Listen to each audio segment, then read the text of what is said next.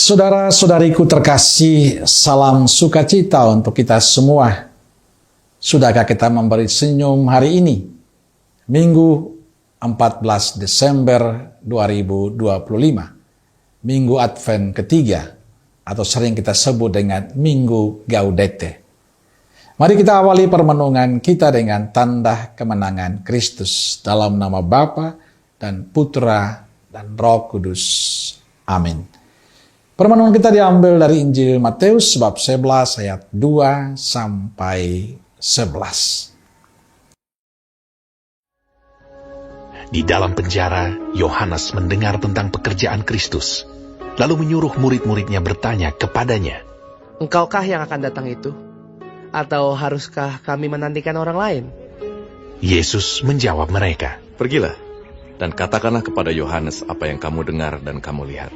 Orang buta melihat, orang lumpuh berjalan, orang kusta menjadi tahir, orang tuli mendengar, orang mati dibangkitkan, dan kepada orang miskin diberitakan kabar baik.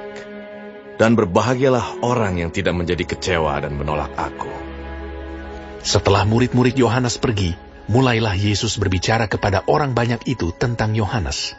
"Untuk apakah kamu pergi ke padang gurun? Melihat buluh yang digoyangkan angin kian kemari? Atau untuk apakah kamu pergi? Melihat orang yang berpakaian halus? Orang yang berpakaian halus itu tempatnya di istana raja. Jadi untuk apakah kamu pergi? Melihat nabi? Benar, dan aku berkata kepadamu, bahkan lebih daripada nabi. Karena tentang dia ada tertulis, 'Lihatlah, aku menyuruh utusanku mendahului engkau. Ia akan mempersiapkan jalanmu di hadapanmu.' Aku berkata kepadamu, sesungguhnya di antara mereka yang dilahirkan oleh perempuan tidak pernah tampil seorang yang lebih besar daripada Yohanes Pembaptis. Namun yang terkecil dalam kerajaan sorga lebih besar daripadanya." Saudara-saudariku terkasih, kita memasuki Minggu Advent ketiga yang sering kali kita sebut dengan Minggu Gaudete, Minggu Sukacita. Ini ditandai dengan menyalanya lilin berwarna merah muda. Lilin ini mulai dinyalakan sebagai ungkapan sukacita, karena masa penantian telah berjalan setengah dan akan segera berakhir. Suasananya lebih pada suasana sukacita. Dalam suasana sukacita itu, sabda Tuhan mengajak kita untuk mempersiapkan jalan untuk kedatangan Tuhan secara khusus. Injil bercerita tentang pertanyaan Yohanes Pembaptis, siapakah Kristus yang kita nantikan kedatangannya itu? Lalu ia menyuruh murid-muridnya bertanya kepada Yesus, "Engkaukah yang akan datang itu, atau haruskah kami menantikan orang lain?" Yesus tidak menjawab ya atau tidak, tapi menyuruh mereka menyampaikan apa yang mereka dengar dan mereka lihat. Orang buta melihat, orang lumpuh berjalan, orang kusta menjadi tahir, orang tuli mendengar, orang mati dibangkitkan, dan kepada semua orang miskin diberitakan kabar baik. Dengan menyampaikan pesan itu, Yesus ingin mengatakan pada mereka bahwa kesaksian hidup itu lebih penting. Contoh hidup itu lebih penting.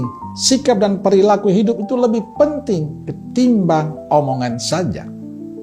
Saudara-saudariku yang terkasih, Yohanes adalah perintis bagi banyak orang untuk mengenal Yesus secara penuh. Ia telah mengantar murid-muridnya kepada Yesus. Yesus adalah tujuan. Ia hanya sebagai sarana. Ia tidak penting. Yang penting adalah Yesus, Sang Mesias. Sedangkan Yohanes hanyalah suara yang berseru di padang gurun. Untuk itu dia tidak menuntut apa-apa untuk dirinya. Makannya saja hanya belalang dan madu hutan. Pakaiannya hanya dari kulit hewan. Dalam hidupnya hanya Tuhan yang penting. Moto hidupnya, ia harus semakin kecil dan Tuhan semakin besar.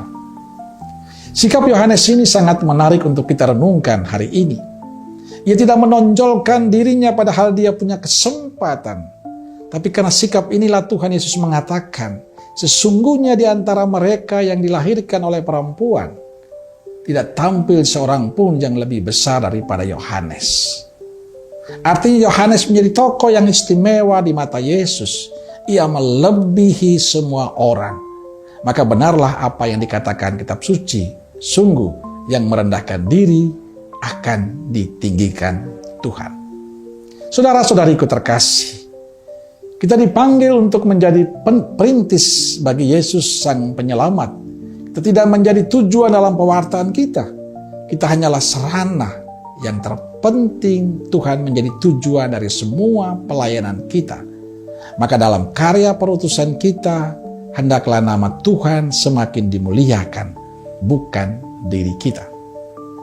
Apa yang kita dengarkan hari ini sekaligus mengoreksi pelayanan kita semua, yang seringkali menampilkan diri kita, supaya orang mengagumi kita, supaya orang mengenal kita. Bukan itu. Yohanes memberi contoh pada kita, bahwa semua pelayanan itu tujuanlah supaya nama Tuhan semakin dimuliakan. Maka kita perlu pertobatan.